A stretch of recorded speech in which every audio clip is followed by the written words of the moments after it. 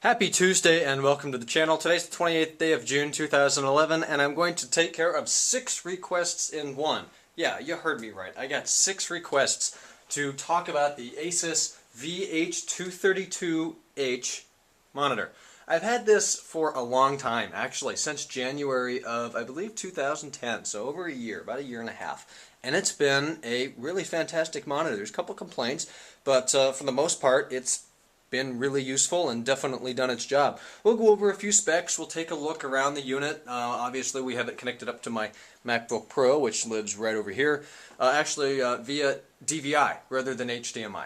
The only benefit with using HDMI over DVI is the sound channels come through to the built-in speakers, which we're not even going to demo because they sound really bad. They may be good enough if you're just going to use Skype or something like that, but if you're ever going to listen to music, watch YouTube videos, you're never going to want to use the built-in speakers. The volume isn't bad. Do not buy this monitor for the built-in speakers. It's nice to have if you don't have your speakers turned on or you don't even have them. Maybe you bought them there in the mail. There are speakers in there, but they aren't very good. So we'll start off by going down some of the specs.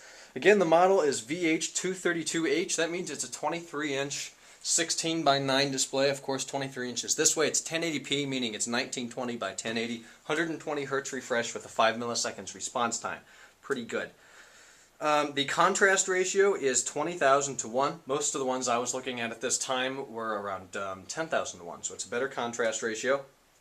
It's got some pretty decent inputs in the back, which I said before we'll be taking a look at. It's about 12.5 pounds. I actually purchased this for $249. It was originally $299. I just found it right now on Newegg for $159.99. It's on sale for $40 off right now. So that's a really great price for a 1080p 23-inch monitor. The finish on this is just a black, piano black finish. It's glossy. It's a fingerprint magnet, and it's also a scratch magnet. You're never going to be able to see in the video. I apologize. The Flip Ultra HD is not that good of a camera. But down here, I used to set my sunglasses there. I still set maybe my leather headphones case there, which certainly should not, rather, scratch it. But there are quite a few scratches in there, so I don't know what's up with that. It doesn't really bother me. But it is a fingerprint and dust magnet, and scratches too, I guess. The power light down here, it is blue when you have it turned on, and it's got a live input, which I'll try to zoom in on. Can't guarantee. Yeah, there it is. You can see that it's blue over there. If you were to turn off the computer but leave the monitor on, it's going to turn orange, signifying that it's on, but it's in a power save mode, so it's not going to be, you know, turning the color of the screen actually black. It pretty much turns it off, but there is still power in it. There's a couple other buttons down here. You can go back and forth between your inputs, HDMI, VGA, and DVI. We'll go back to DVI now that I've tripped it out, stuck on HDMI. There's DVI. You've got a menu button here, and then your up and down buttons for the screen brightness and the volume. So let's see, if you hit menu here, you're going to go into the OSD, the on-screen, I believe, display setup. You know, I do not have a camera that will properly focus on that, so we're going to have to deal with this for now. Pretty much you can go through some scenery modes here, your image brightness, contrast, sharpness, saturation, and ACSR settings, color, skin tone, and temperature, input select, and then you have your OSD setup settings, your volume settings, aspect control, information, and reset. In the Splendid settings, which is where you can change between a night view mode, game mode, theater mode, and standard, and scenery mode as well. I have always kept this thing on scenery mode. It really makes the greens and the blues look really good. If you put it in standard mode, it looks washed out. Night view mode is awful. Game mode, I don't game. I don't know what the benefit of having an actual game mode in, but whenever you put it in there, it looks pretty bad. And theater mode seems to darken up the actual darker colors. So again, I always just leave it in the scenery mode. Probably not the best for design. Probably normal would be the best for design. Speaking of design with this unit, the whites and the blacks on here are not bad, but if you are a hardcore Photoshop designer, I wouldn't really recommend this monitor. I know I've had problems distinguishing between plain white, hex value, 6 zeros, or Fs rather, and I've had a lot of problems with distinguishing between the starch white and then a color like F4, F4, F4, or FA, FA, FA. You really cannot tell. It's not the most accurate when it comes to that. But for regular computing, just email and videos, and I do a lot of Photoshop stuff on it, and it looks fine. I actually use the iPad display sometimes to come over here and look at it on there and see how it looks.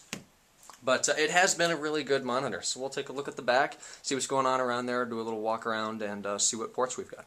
From the side here, you can see it's pretty thin. It's not the thinnest monitor I've ever seen.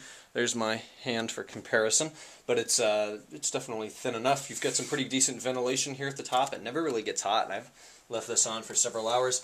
You do have some cord management here. It comes out this way rather than straight out the back. It comes down. Power is over here. There's my DVI cable, and then it comes out through this hole in the stand. Also down here, I'll go ahead and flip it over so we can get a better look of what's down here. Don't know how well the camera's going to be able to pick it up, but you're going to have to take my word for it. We've got a digital audio in. SPDIF, we have a 3.5 millimeter, VGA, DVI, and HDMI over here. So the audio in, as I've said before, it's worthless. I'm not real familiar with the SPDIF. VGA is decent. It is an analog connection. DVI or HDMI is what you want to use. But since Apple doesn't offer a DVI, I actually, or HDMI rather, I would just use DVI. I believe, excuse the head, that there is, right there, Kensington Lock. I know somebody would ask, there is a Kensington Lock over here on that side. That little black hole right there is a Kensington Lock. So if you had this at your place of work, maybe you want to lock it up. That's real easy to do. And the stand is also adjustable to tilt. It's not going to swivel unless you manually do it. But I'll go ahead and zoom out so you can get a better look at this. And you can tilt it to get the viewing angle that's best for you. As you can hear, it's made of plastic. If I were buying a new monitor today, I probably wouldn't buy this. I quite like the looks of the cinema display, but that's a completely different price range. This is a good monitor. The plastic rattles. It's somewhat cheap being all plastic. I apologize for the bad camera angles here. It's hard to do with just one person and an object this big. That's what she said. But I do recommend the monitor. It's a great price for a pretty decent display with pretty good connectivity. So that's the Asus VH232H 1080p 23-inch widescreen 16:9 monitor with pretty bad speakers in it.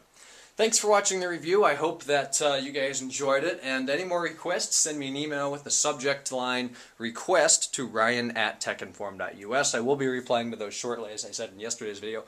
Our site is techinform.us. The Twitter's twitter.com/JamesRSchultz. Links are down below. If you like the stuff, subscribe, and I'll talk to you in tomorrow's video. Bye-bye.